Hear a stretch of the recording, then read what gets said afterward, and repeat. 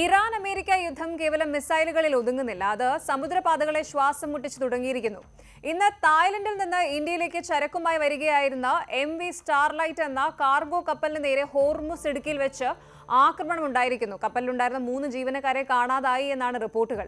ഇന്ത്യയിലെ വ്യവസായങ്ങൾക്കും ഊർജ്ജ ആവശ്യങ്ങൾക്കും വേണ്ട അത്യാവശ്യ സാധനങ്ങളുമായി വന്ന ഈ കപ്പൽ ലക്ഷ്യം വെക്കപ്പെട്ടത് യാദൃശ്ചികമാണോ, അതോ ഇന്ത്യയെയും ഈ യുദ്ധത്തിലേക്ക് വലിച്ചിഴക്കാനുള്ള നീക്കമാണോ? നോക്കാം. പശ്ചിമേഷ്യയിലെ ഏറ്റവും സെൻസിറ്റീവായ പോയിന്റാണ് സ്ട്രേറ്റ് ഓഫ് ഹോർമുസ്. ഇറാൻ ഈ പാത അടച്ചതോടെ ഇതുവഴിയുള്ള ഗതാഗതം കടുത്ത റിസ്കിലായിരുന്നു. തായ്ലൻഡിലെ ലാം ചബാങ് തുറമുഖത്ത് നിന്ന് ഗുജറാത്തിലെ മുന്ദ്ര പോർട്ടിലേക്ക് വരികയായിരുന്ന കപ്പലിന് നേരെയാണ് ആക്രമണമുണ്ടായത്. ഡ്രോണുകളോ ചെറിയ സ്പീഡ് ബോട്ടുകളോ ഉപയോഗിച്ചാണ് ആക്രമണം നടത്തിയതെന്നാണ് പ്രാഥമിക നിഗമനം. ഇന്ത്യയെ സംബന്ധിച്ചിടത്തോളം ഇത് വെറും ഒരു കപ്പൽ അപകടമല്ല. നമ്മുടെ മാനുഫാക്ചറിംഗ് മേഖലയ്ക്ക് ആവശ്യമായ അസംസ്കൃത വസ്തുക്കളും ഇലക്ട്രോണിക്സ് പാർട്സുകളും വരുന്നത് ഇത്തരം കപ്പലുകൾ വഴിയാണ്. ഹോർമുസ് ഇടുക്കിലൂടെയുള്ള കപ്പൽ യാത്രകൾ ഇത്രയും അപകടമാകുന്നത് ഇന്ത്യയിലെ വിപണികളിൽ സാധനങ്ങളുടെ ക്ഷാമത്തിനും വിലക്കയറ്റത്തിനും കാരണമാകും. ഇതിനെ നമുക്ക് മാരിടൈം ബ്ലോക്കേഡ്, സമുദ്ര ഉപരോധമെന്ന് വിളിക്കാം. കപ്പലിലാകെ 22 ജീവനക്കാരാണ് ഉണ്ടായിരുന്നത്. ആക്രമണത്തിന് പിന്നാലെ ഉണ്ടായ സ്ഫോടനത്തിൽ 3 പേരെ കാണാതെയായി. ഇവരെ കണ്ടെത്താനുള്ള തിരച്ചിൽ തുടരുകയാണ്.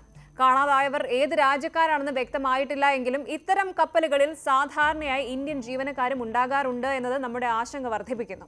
ഈ ഒരു ആക്രമണത്തോടെ ഹോർമുസ് കടലിടുക്ക് വഴി കടന്നു പോകുന്ന കപ്പലുകളുടെ ഇൻഷുറൻസ് പ്രീമിയം 10 ഇരട്ടിയായി വർദ്ധിപ്പിച്ചിരിക്കുകയാണ്. ഈ അധിക ചെലവ് കപ്പൽ കമ്പനികൾ ഈടാക്കുന്നത് ഉപഭോക്താക്കളിൽ നിന്നാണ്. അതായത് വിദേശത്തു നിന്ന് വരുന്ന ഓരോ സാധനത്തിനും ഇനി നമ്മൾ കൂടുതൽ പണം നൽകേണ്ടി വരും. കടലിൽ ഇത്തരം ആക്രമണങ്ങൾ തുടർന്നാൽ ഈ രാജ്യങ്ങൾ തമ്മിലുള്ള എണ്ണ വ്യാപാരം പൂർണ്ണമായും നിലയ്ക്കും. കടൽ കൊള്ളക്കാരെക്കാൾ ഭീകരമായ ഭീതിയിൽ ഗവൺമെന്റ് സ്പോൺസർ ചെയ്യുന്ന ഗ്രൂപ്പുകൾ കപ്പലുകളെ ആക്രമിക്കുന്നത് ലോകത്തെ ഒരു ടോട്ടൽ ലോജിസ്റ്റിക്സ് കൊളാപ്സിലേക്ക് നയിക്കും. ഇന്ത്യൻ നേവി നിലവിൽ ഒമാൻ തീരത്ത് ഓപ്പറേഷൻ സങ്കൽപ് എന്ന പേരിൽ സുരക്ഷാ ദൗത്യം നടത്തുന്നുണ്ട്. ഇന്ത്യയിലേക്കുള്ള ചരക്ക് കപ്പലുകൾക്ക് സംരക്ഷണം നൽകാൻ കൂടുതൽ യുദ്ധക്കപ്പലുകൾ ഈ മേഖലയിലേക്ക് അയക്കാൻ പ്രതിരോധ മന്ത്രാലയം തീരുമാനിച്ചു കഴിഞ്ഞു.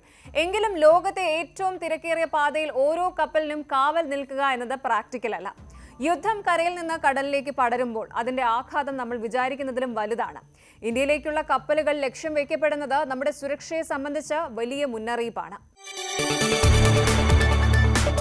കൂടുതൽ വാർത്തകൾക്ക് News 18 Keralam YouTube channel subscribe ചെയ്യുക.